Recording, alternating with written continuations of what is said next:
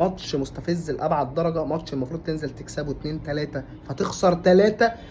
فضيحة فضيحة. انت اللي قررت تدخل الاهلي معاك في الماتش، انت باخطائك، انت بانهزاميتك اللي كانت موجودة النهاردة.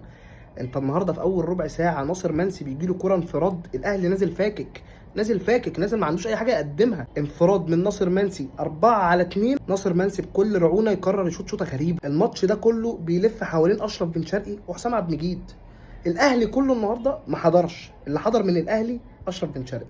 والزمالك كله النهارده ما حضرش، اللي حضر منه حسام عبد المجيد. بس بالعكس، حسام عبد المجيد حضر النهارده عشان يعمل كوارث. الحمد لله انا من الناس اللي قطع على حسام عبد المجيد، وعمري ما اعترفت بيه ان هو مدافع، وطول عمري بقول على حسام عبد المجيد مدافع تعبان في عز ما كان بيتقال عليه مدافع جامد ولازم يجدد ومدافع لازم نمسك فيه وافضل مدافع في مصر. يا جماعه والله من ماتشين كنت بقول حسام عبد المجيد لو اخد بالون دور، بالنسبه له حسام عبد المجيد مدافع وسط جدول. الراجل النهارده قرر بكل سهوله يدخل الاهلي في الماتش، اداهم جونين، ولما جالك فرصه للرجوع دخل ضيع ضربه جزاء. الراجل النهارده قرر يلاعب الاهلي معاك في الدوري، قرر يقول لك ان انا هخرجك بماتش كارثي يوقعك نفسيا. الماتش العادي بتاعه تنزل تكسب لك 2-3، ده العادي. وخد بالك الاهلي كان نازل فاكك، بقول لك اول كره في الماتش للزمالك انت رايح 4-2، الكرة بتاعت ناصر منسي. لكن انت قررت تدخل الاهلي في الماتش، استحمل بقى الماتشين اللي جايين.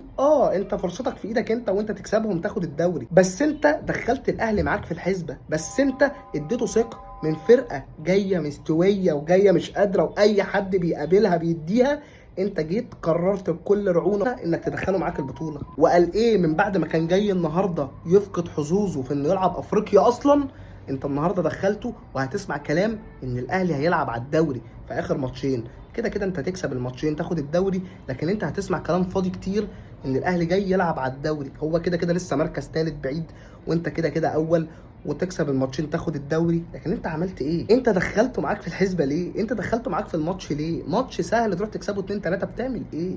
النهارده معتمد جمال اخطاء بالجمله. حسام عبد المجيد سلم الماتش على المفتاح، سلم الماتش تسليمه على المفتاح، ما فيهاش كلام. يعني كان يجي لي كومنتات ما تتكلمش على حسام عبد المجيد كده، ناس كانت تقابلني تقول لي انت ازاي بتتكلم على حسام عبد المجيد كده، ده حسام عبد المجيد ده من افضل المدافعين في مصر. يا جماعه عيب، يا جماعه عيب. انا راجل الحمد لله الحمد لله عندي نظره في اي لاعب. حسام عبد المجيد مدافع شوربه. اخر كام ماتش جالي كومنتات ما تتكلمش على حسام عبد المجيد كده، ما تتكلمش عليه كده، الناس يا عم بتقول عليه مدافع كويس. ها بقيت امشي الدنيا واقول يا حسام عبد المجيد انت كويس، يا حسام عبد المجيد انت كويس.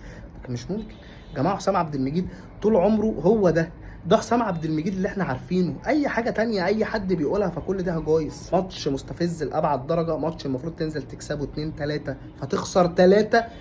فضيحه.